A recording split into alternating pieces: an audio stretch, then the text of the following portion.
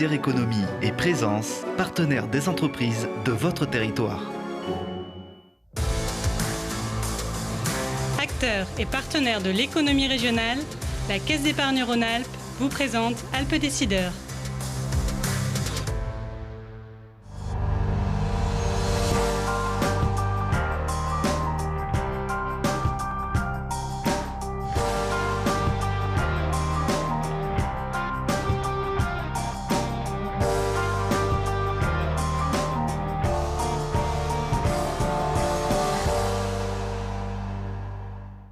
Bonjour à tous et bienvenue dans Alpes Décideurs, le mensuel économique de Télé Grenoble, le rendez-vous des chefs d'entreprise, des partenaires d'affaires ou tout simplement des curieux du monde économique.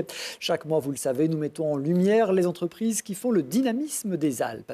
À mes côtés pour nous accompagner, mon complice, notre expert Didier Bruno. Bonjour Didier. Bonjour Christophe. Je rappelle que vous présidez le directoire de la Caisse d'épargne Rhône-Alpes. Aujourd'hui, nous voyons ensemble. Nous allons parler de la zombification de l'économie. Et puis la question de l'internaute sera sur l'économie sociale et solidaire. À l'aube d'une nouvelle saison hivernale, très attendue bien sûr dans nos stations de montagne, quel est le moral des professionnels ? La saison est sur le point de démarrer. Les professionnels des remontées mécaniques sont en plein recrutement. Ils étaient obligés de rester fermés l'an dernier. Ils attendent donc de nouveau les skieurs. Recrutement de saisonniers, plan de communication et programmation d'investissement. Nous ferons le point avec Laurent Reynaud, le délégué général de Domaine Skiable de France. À la rubrique Innovation, nous découvrirons une start-up qui va révolutionner la recherche médicale et cosmétique avec un nouveau type de laboratoire. Et puis ensuite, bien sûr, comme à notre habitude, nous découvrirons un fleuron économique des Alpes et une marque que tout le monde connaît, Tesser, qui vient de fêter ses 300 ans. L'usine de Crolles produit chaque année 80 millions de litres de sirop et invente sans cesse de nouveaux parfums.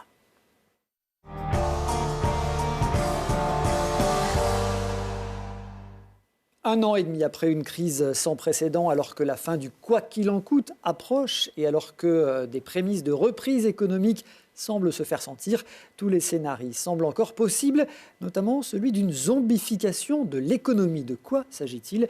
Didier Bruno, avant de regarder cela d'un peu plus près, on va faire un petit retour en arrière. Alors on va faire un petit retour en arrière. Vous savez qu'on a connu une crise d'ampleur sans précédent, une crise de l'économie réelle. Ce n'est pas une crise de l'économie financière comme il y a 10 ans en 2008.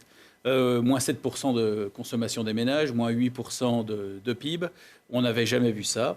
Et donc cette crise très importante s'est tout de suite accompagnée d'un soutien massif des pouvoirs publics, des partenaires financiers pour, j'allais dire, soutenir la trésorerie de toutes ces entreprises qui ont été atteints au cœur dans l'arrêt de l'économie. Plus de 200 milliards ont été distribués, ce qui est considérable, sous forme de PGE, bien entendu, qui ont été beaucoup médiatisés, sous forme de report d'échéance. Les administrations sociales, fiscales aussi, ont été de la partie. Bref, tout le monde s'y est mis. 200 milliards, donc une somme colossale.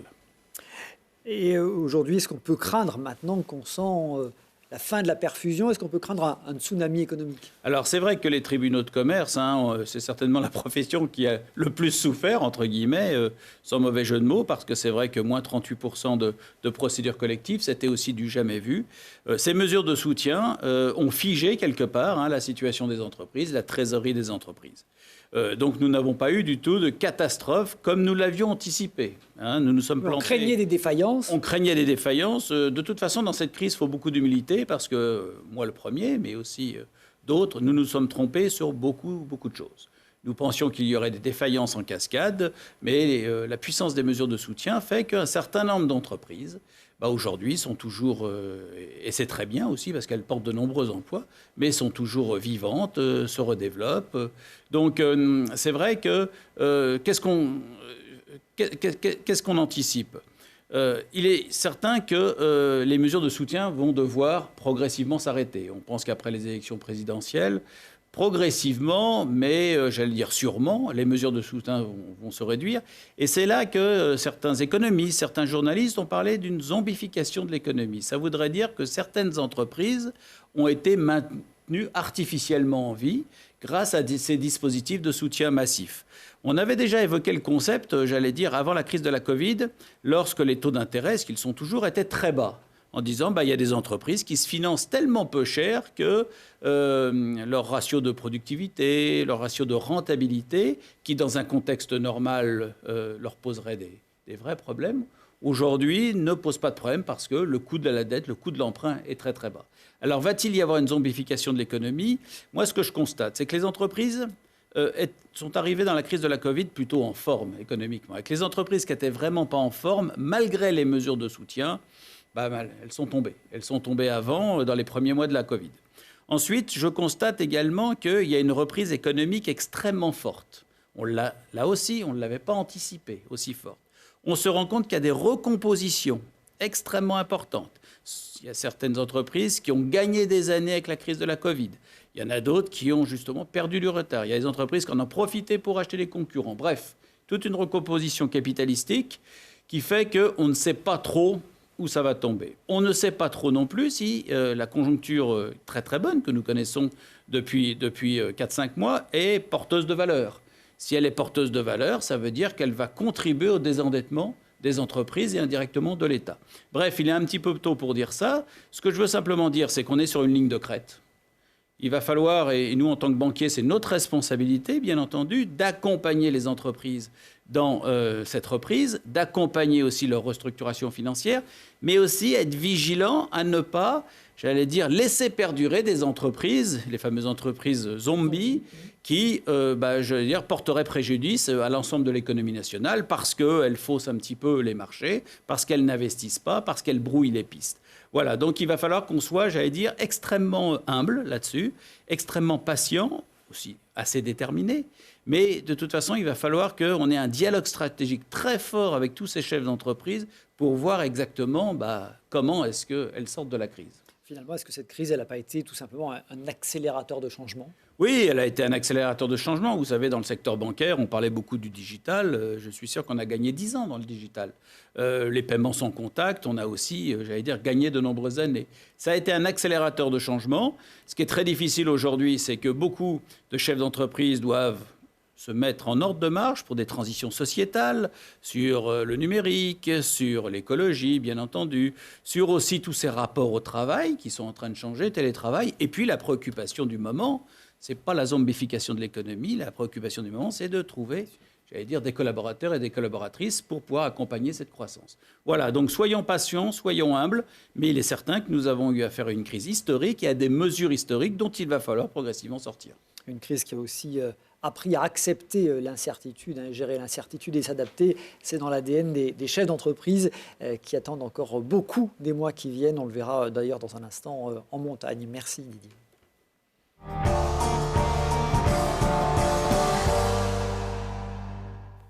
En attendant, on évoque un autre ressort de la croissance, c'est l'innovation, en particulier dans le domaine médical, avec la start-up Nanobiose qui... pour qui c'est fini les animaux de laboratoire ou les tests in vitro. La jeune pousse savoyarde a mis au point Secret Cells, un laboratoire sur puce capable de simuler un environnement vivant. Reportage de Charlotte Faulkner. 9 médicaments sur 10 échouent lors des essais cliniques sur l'homme. Des échecs souvent coûteux pour les laboratoires dont le processus de recherche et de développement prend plusieurs années. Pour lutter contre ces pertes de temps et d'argent, la start-up Nanobiose a créé Secret Cell, un outil qui vise à simplifier la recherche médicamenteuse. C'est un outil de recherche qui est destiné aux chercheurs pour les aider à accélérer le développement des médicaments et la recherche fondamentale. Donc ce produit s'adresse en fait à toutes les thématiques de la recherche, que ce soit le cancer, l'immunologie, l'inflammation, toutes ces thématiques qui ont besoin d'avoir des résultats plus performants et d'avoir surtout des environnements d'essai qui soient plus représentatifs de la réalité biologique.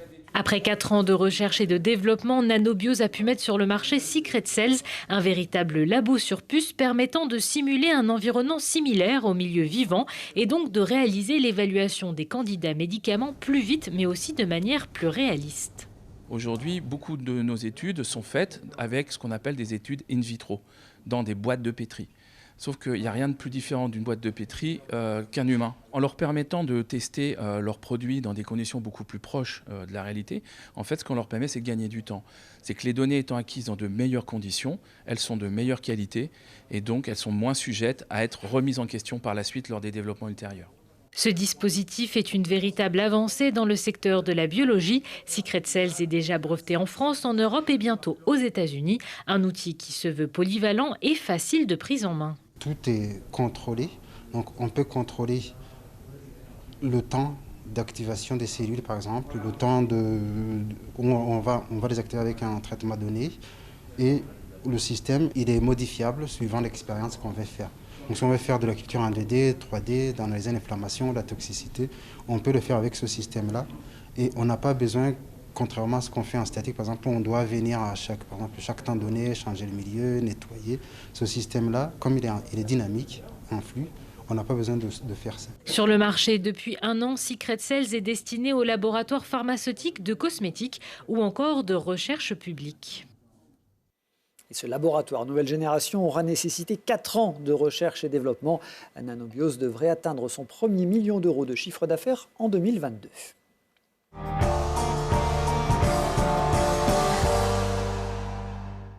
Je crois que nous avons tous des fourmis dans les spatules et une réelle impatience de retrouver les pistes de ski. En station, les professionnels espèrent pouvoir oublier très vite l'hiver dernier.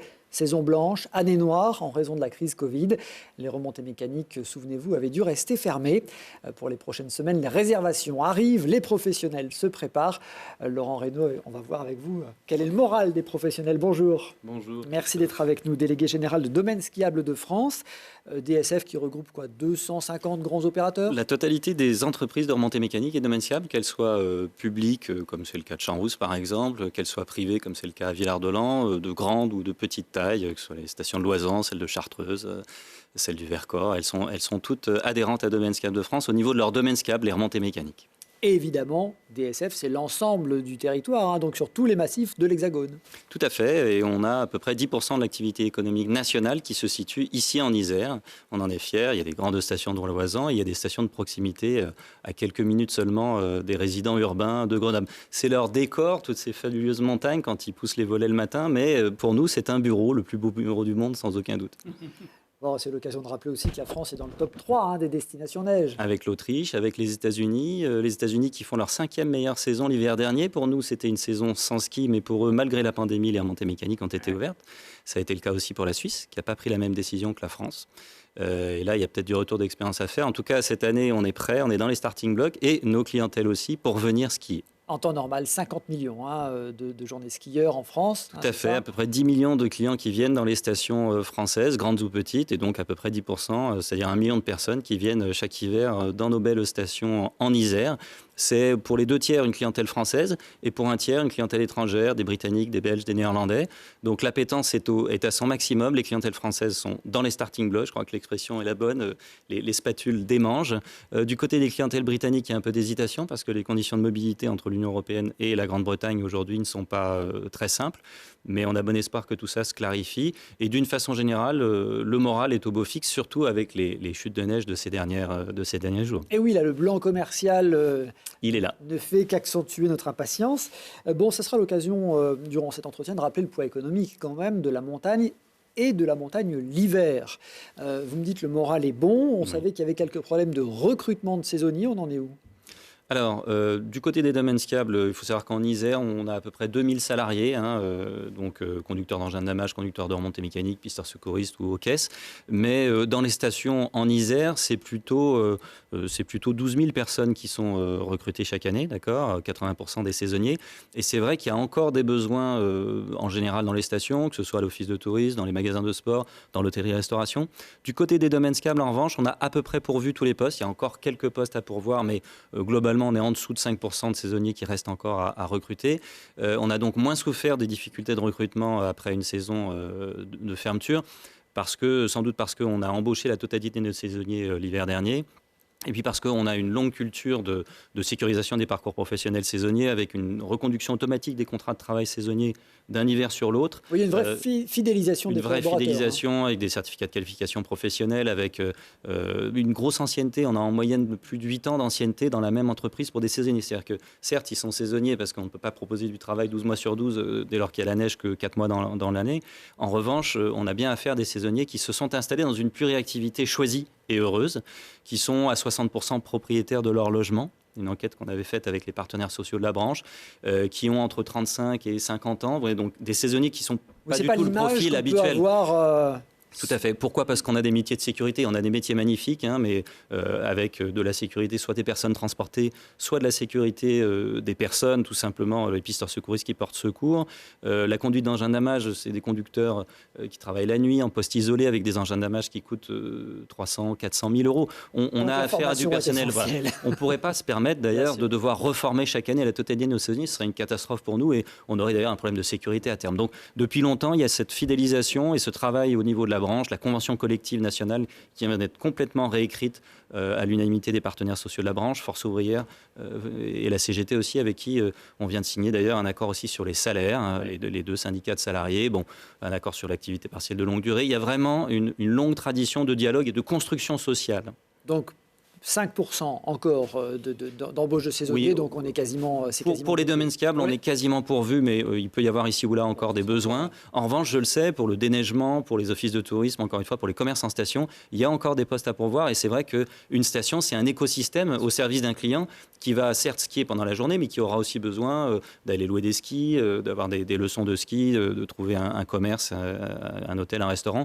Et on a besoin effectivement encore, je le sais, dans les autres branches en station, de pourvoir ces emplois. Donc c'est le moment de se décider pour une vie au grand air. Avis aux amateurs. Vous évoquiez les meilleurs salaires. Alors effectivement, les négociations salariales avec les syndicats ont abouti, plus 3,2% de hausse des plus bas salaires, c'est ça ? Absolument, au bas de la grille, mais des hausses aussi qui concernent jusqu'aux salaires les plus élevés. Et encore, ça, ce sont les salaires minimums.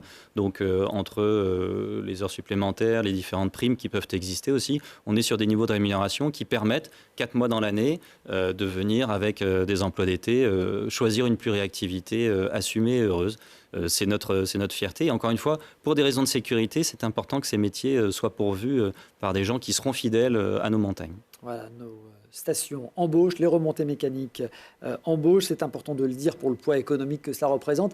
Il y a un chiffre que j'aime bien, c'est le 1 pour 6. 1 euro de forfait, c'est 6 euros dépensés dans la station, c'est ça ? Oui, on estime que pour 1 euro dépensé dans le forfait, il y a bien 6 euros supplémentaires, donc un total de 7 euros dépensés dans la station. C'est-à-dire qu'en gros, le chiffre d'affaires des stations, c'est 7 fois le chiffre d'affaires des remontées mécaniques. Et alors, on l'a tristement démontré l'hiver dernier, puisque sans remontée mécanique, on a 2 personnes sur 3 qui ont juste décidé de ne pas venir en station du tout.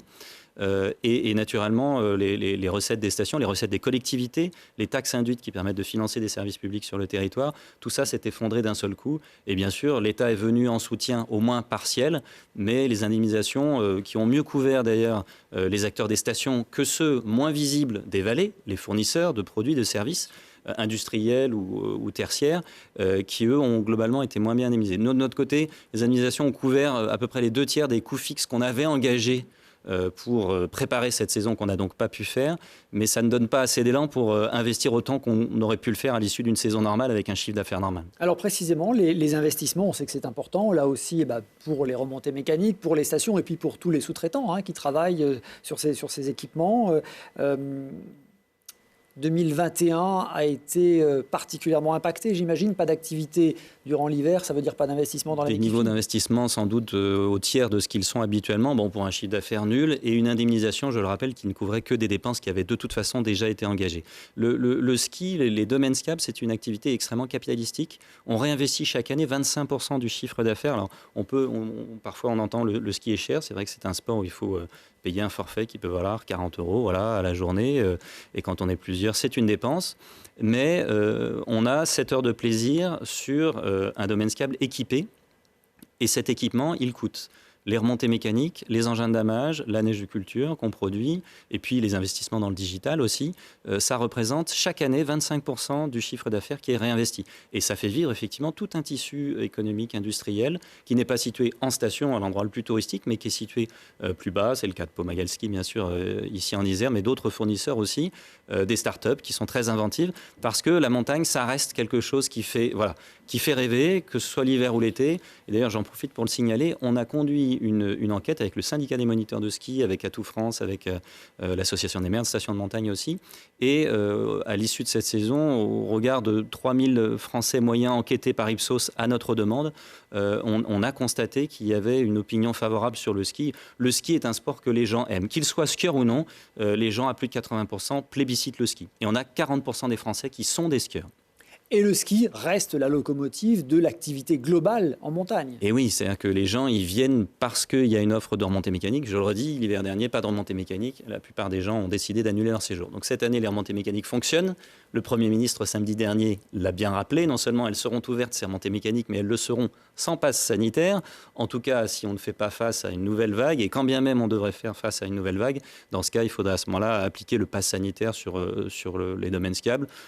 Mais pour l'instant, ce n'est pas à l'ordre du jour. C'était effectivement la bonne nouvelle de ces derniers jours. Dans les mesures sanitaires à attendre dans les mois qui viennent, les professionnels étaient très impatients d'avoir une visibilité sur les semaines qui viennent. Donc pas de passe sanitaire pour les détenteurs de forfaits en remontée mécanique. Évidemment, les masques à l'intérieur des télécabines. Alors, masques dans les files d'attente, puisque ça reste quand même, elles se tiennent en plein air en général, des lieux de rassemblement. Masques sur les remontées mécaniques, mais finalement un peu comme sur un métro, un tramway. Et je ne veux pas refaire le match de l'année dernière. Est-ce qu'on aurait pu faire l'an dernier, finalement? C'était ce qu'on avait prévu de faire l'an dernier. Ce sera le même protocole. Encore une fois, la Suisse, les États-Unis ou d'autres pays scandinaves en Europe, par exemple, n'ont pas pris la même décision que la France. On n'est pas là pour refaire le match, mais effectivement, nous pensons que le ski n'est pas un facteur de propagation de l'épidémie. Nous sommes à plus de 90% sur des installations de remontée mécanique en plein air. Vos auditeurs savent ce qu'est un télésiège. On n'est quand même pas à l'intérieur d'une boîte comme dans un train, un avion ou même un métro. Et quand bien même on serait dans une cabine de téléphérique, le trajet est très court, les fenêtres sont ouvertes et avec un masque, il n'y a aucune raison qu'il y ait des problèmes sanitaires. Bon, on ne refera pas le match. Est-ce qu'il y a eu un risque de perte de clientèle, des skieurs qui auraient testé d'autres activités l'hiver dernier, faute de remontée mécanique, et qui ne reviendraient pas? Alors ça aussi, on l'a enquêté dans cette fameuse enquête Ipsos. Encore une fois, 3000 Français interrogés, représentatifs, qu'ils soient skieurs ou non.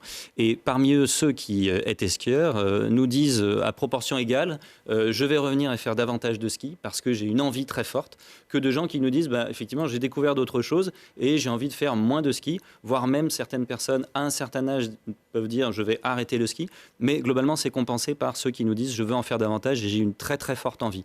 Nous on considère que les activités de diversification que ceux qui sont malgré tout venus en station ont pu tester l'hiver dernier, que ce soit le ski de randonnée qui a connu une très belle saison, le ski nordique aussi, excellente saison, la luge, toutes les activités de diversification. Nous, on ne considère pas que ces activités soient contradictoires ou en concurrence véritablement avec le ski alpin. Au contraire, quand on vient en station aujourd'hui pour un séjour, eh bien, on va vouloir faire un peu des raquettes, un peu du ski alpin. Et on voit quand même que ce qui fait venir les gens en séjour en station, c'est le ski alpin. Si on n'a pas le ski alpin, on n'a pas la locomotive. Donc, on est là pour travailler tous ensemble et on n'a pas peur de ces activités de diversification. Au contraire, il faut que chacun y trouve pour son compte. On parle beaucoup de diversification, de l'avenir du ski. On skiera encore dans 30 ans?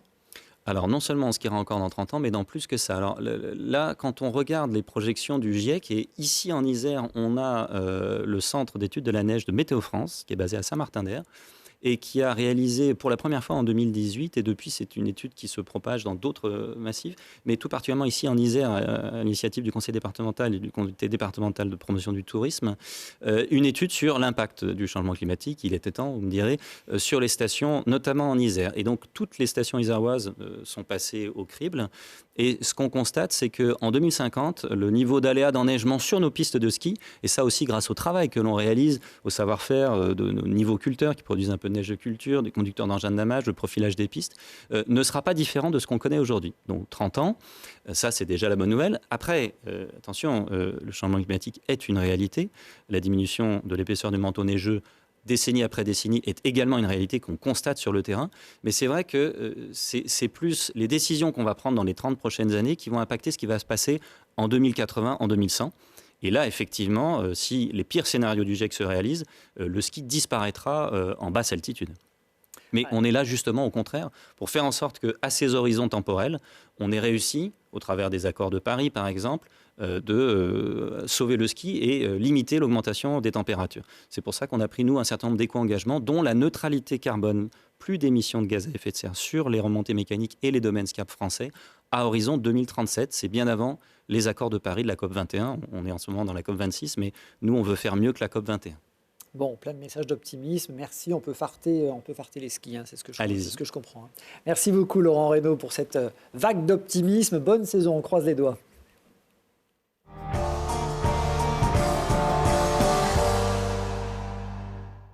Alpes Décideurs vous donne la possibilité, vous le savez, de poser vos questions à notre expert. Écrivez-nous alpesdecideurs@telegrenoble.net. Et aujourd'hui, Mireille veut avoir des précisions sur cette fameuse ESS, l'économie sociale et solidaire, dont elle entend beaucoup parler. Alors, je vais répondre à Mireille. L'économie sociale et solidaire, c'est effectivement un secteur qui se développe beaucoup. Ce sont des entités, en fait, qui poursuivent 3 buts. Bien sûr, de la performance commerciale, de la gouvernance démocratique et aussi de l'utilité sociale. Je fais une petite parenthèse, c'est la réunion, j'allais dire, de ces 3 objectifs qui fait que l'économie sociale aujourd'hui est un secteur très prisé par les jeunes parce qu'ils y voient du sens, ils y voient des valeurs. C'est très intéressant de le noter. C'est un secteur donc qui est représenté par des fondations, des associations, des mutuelles, des coopératives. C'est à peu près 10% du PIB de la France et je crois que c'est à peu près un salarié sur 8 qui travaille dans ce secteur de l'économie sociale et solidaire. Le secteur a été beaucoup structuré par la loi Hamon du 31 juillet 2014, avec une reconnaissance juridique, avec une réglementation propre. Voilà, c'est un secteur qui est important, c'est un secteur qui est très proche des préoccupations des citoyens et des consommateurs. C'est un secteur où, j'allais dire, les entités et les acteurs sont souvent insérés dans un écosystème de proximité. Nous-mêmes, comme d'autres banques, bien sûr, nous travaillons beaucoup avec les acteurs de l'économie sociale et solidaire, qui travaillent avec des élus, qui travaillent avec des chefs d'entreprise, pour délivrer des prestations et couvrir des services avec, encore une fois, les caractéristiques de l'économie sociale et solidaire. C'est-à-dire qu'on est dans le temps long, on est dans la proximité et on est dans l'utilité sociale et surtout avec une ambition, j'allais dire, ultime, qui est la cohésion sociale et certainement après la Covid, de participer à la reconstruction de nos territoires. Voilà, donc un secteur très important aux côtés de l'économie classique. L'ESS, l'économie sociale et solidaire. Merci beaucoup Didier. Si vous aussi vous voulez interroger notre expert, écrivez-nous alpesdecideurs au pluriel @telegrenoble.net.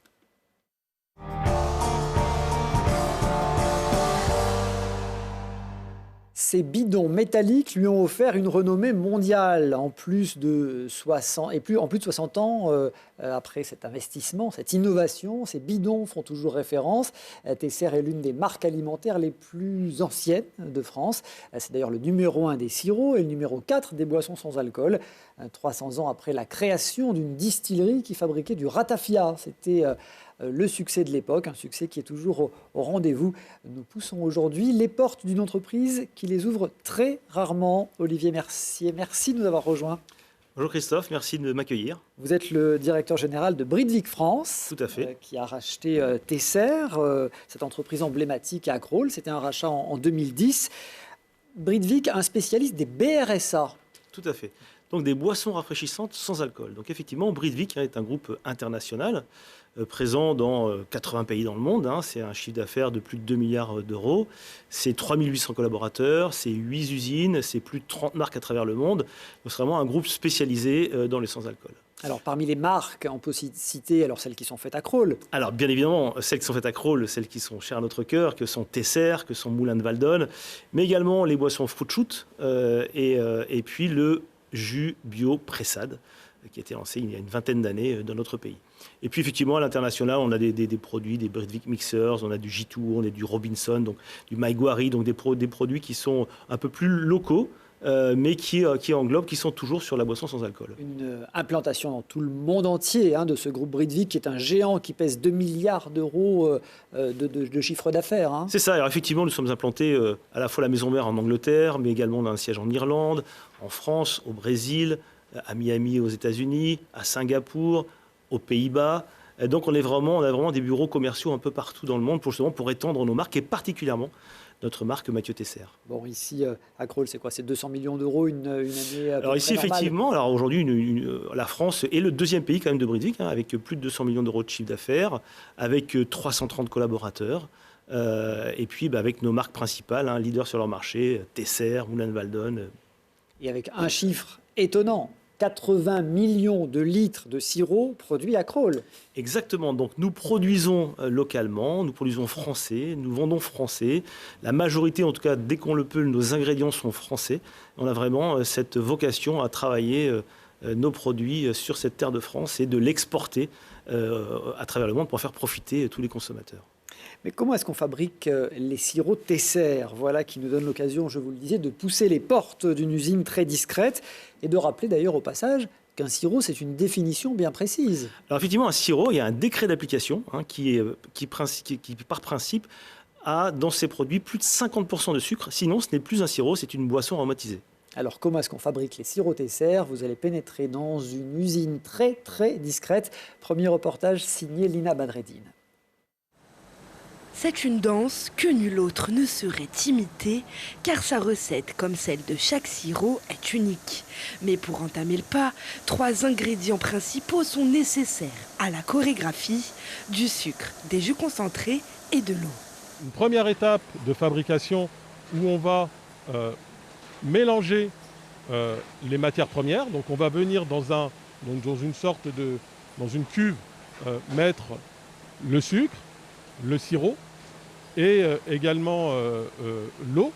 Tout ça, ça va être mélangé et également pasteurisé à une température pour enlever tout risque microbiologique et envoyé dans une cuve tampon, puis envoyé vers notre soutireuse qui va venir remplir nos bouteilles de sirop.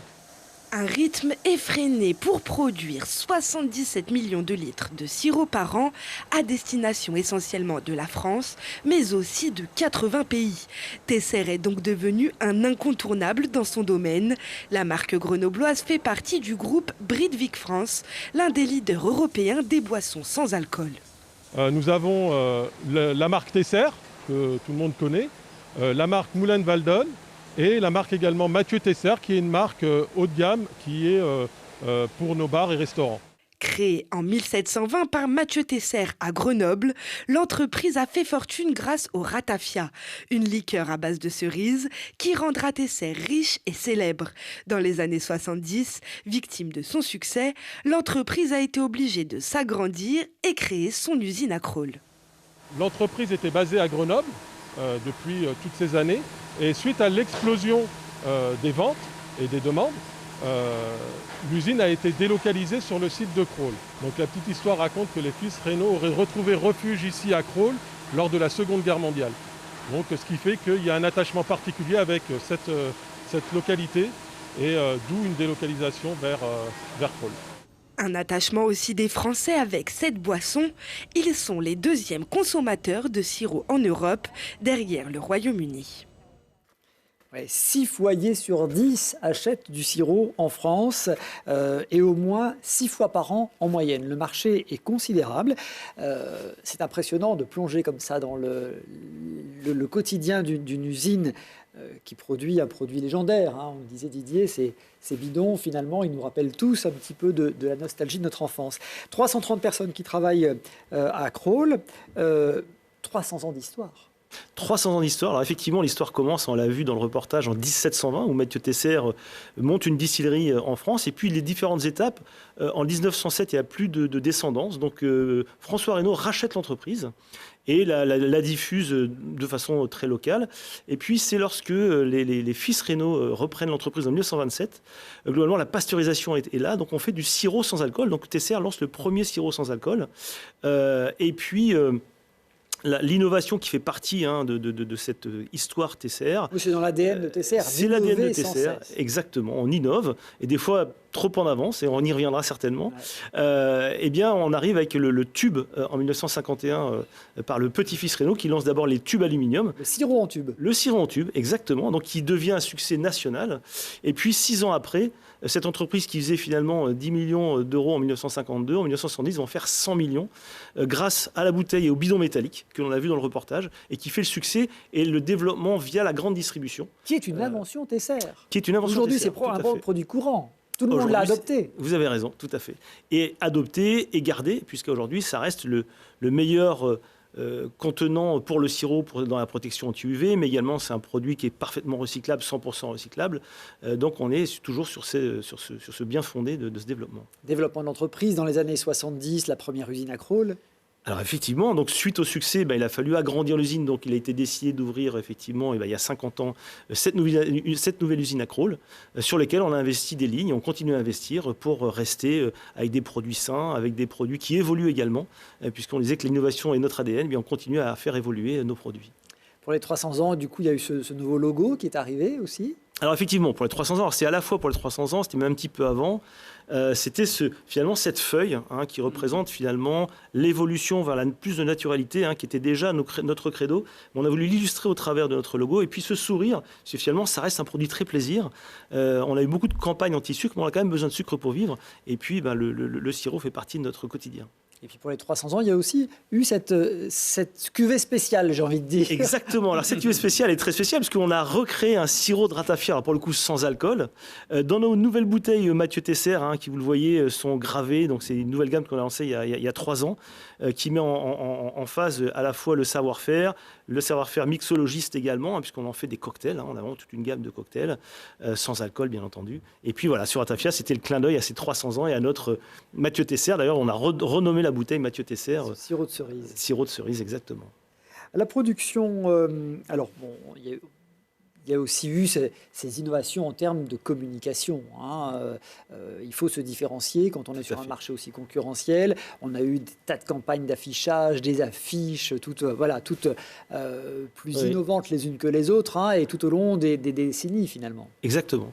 Donc effectivement, l'évolution de nos produits, l'évolution des tendances consommateurs nous ont fait évoluer aussi notre façon de communiquer. On a été pendant 10 ans, pour être proximité de nos consommateurs, partenaire du Tour de France. Donc on a accompagné le Tour de France pendant 10 ans. Et puis aujourd'hui, effectivement, on continue à évoluer, mais on est plus sur du digital, sur du e-retail media, sur du média, pardon. Donc on continue à développer et à rester proche de nos consommateurs. Alors, les parfums, là, on voit la gamme de parfums. Alors, on aurait pu en rajouter des dizaines, mais ce qui est très étonnant, c'est que le top 5, finalement, est assez classique. Il ne bouge pas, non ? C'est grenadine, menthe, citron, fraise et pêche. Exactement. Alors, effectivement, la grenadine est un peu spéciale parce que la grenadine Tesser reste unique. C'est votre recette. C'est notre recette. Elle est unique et les consommateurs viennent la chercher. Mais effectivement, 5 références majeures qui vont faire 70% du chiffre d'affaires. Mais ensuite, une vingtaine de recettes en grande distribution dans les grandes surfaces qui permettent d'agrémenter en fonction des plaisirs. Et puis derrière, on a cette gamme Mathieu Tesser qui est, elle, dédiée au food service, donc les bars, les restaurations, les bars à cocktails. Et c'est d'ailleurs cette gamme-là qu'on étend et qui est présente dans 70 pays au monde, qui permet, avec une gamme beaucoup plus riche, puisqu'on a affaire à des spécialistes, une gamme de plus de 80 produits différents, tout aussi exotiques les uns que les autres. Et qui nécessite donc d'innover sans arrêt, de chercher des nouveaux parfums, et d'inventer des nouveaux sirops. Nouveau reportage signé Lida Badreddine. De l'eau en couleur, c'est sa marque de fabrique. Et dans toutes les nuances, du rose, du violet, du bio, du zéro, du premium, du classique, des déclinaisons presque à l'infini et parfois pour le même parfum. Donc là, nous avons 2 sirops de grenadine qui ont des profils aromatiques différents. Un classique et un naturel. Dont un qui est particulièrement vanillé, celui-là, et celui-là dont les notes fruits rouges dominent, notamment la note framboise.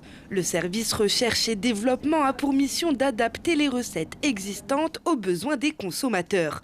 Des sirops moins sucrés, plus naturels, son rôle est aussi d'innover selon les tendances. On pense avoir fait le tour, mais en fait, chaque année, on découvre des nouveaux parfums. Et effectivement, il y a des tendances comme le yuzu, des fruits nouveaux, des fruits exotiques, et puis aussi dans tout ce qui est la notion d'association.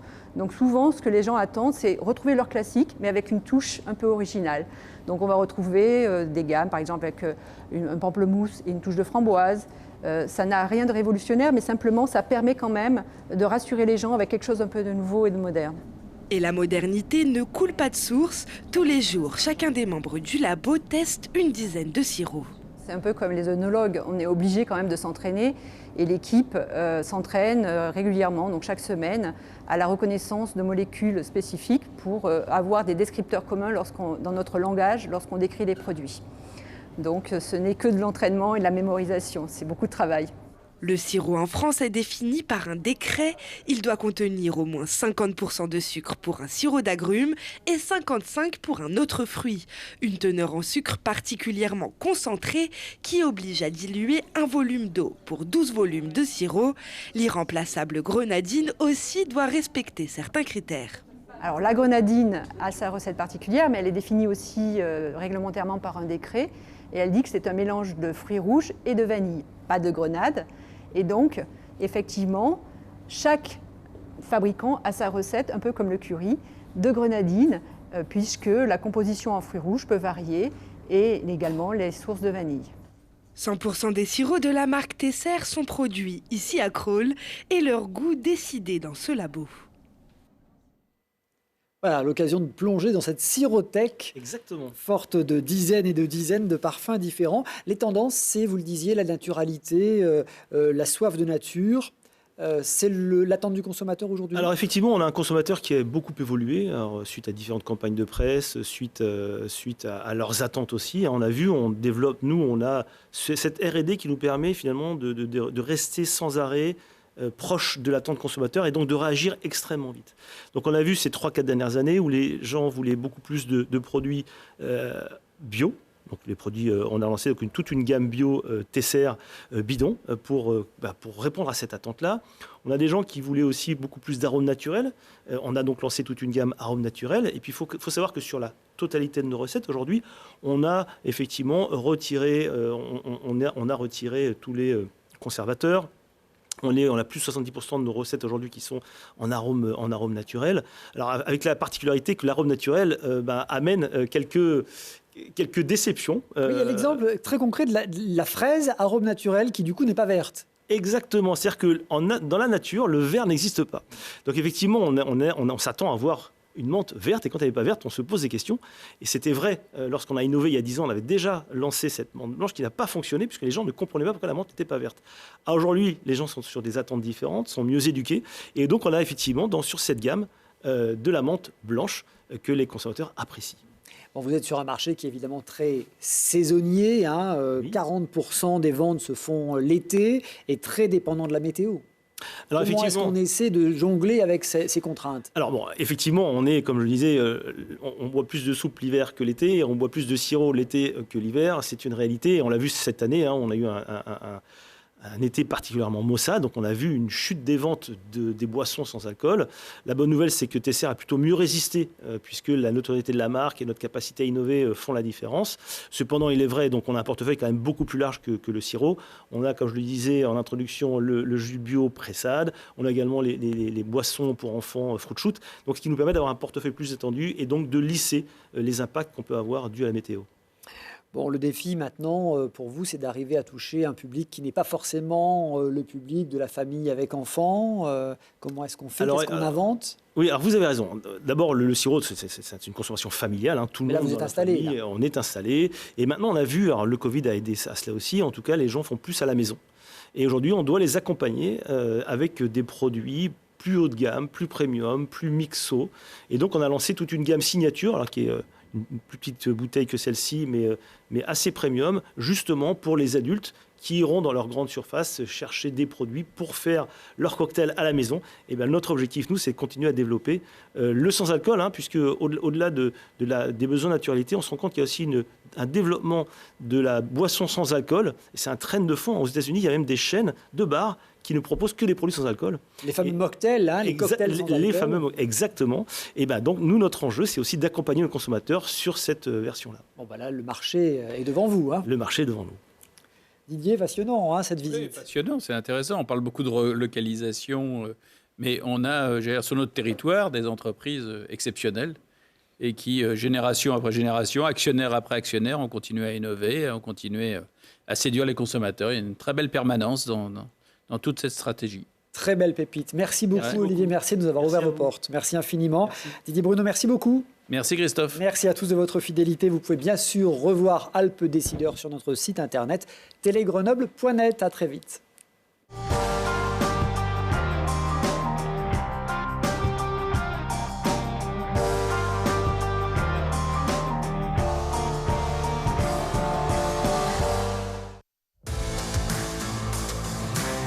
C'était Alpes Décideurs avec la Caisse d'épargne Rhône-Alpes, une banque commerciale, régionale et coopérative. Nord Isère Économie et Présence, partenaires des entreprises de votre territoire.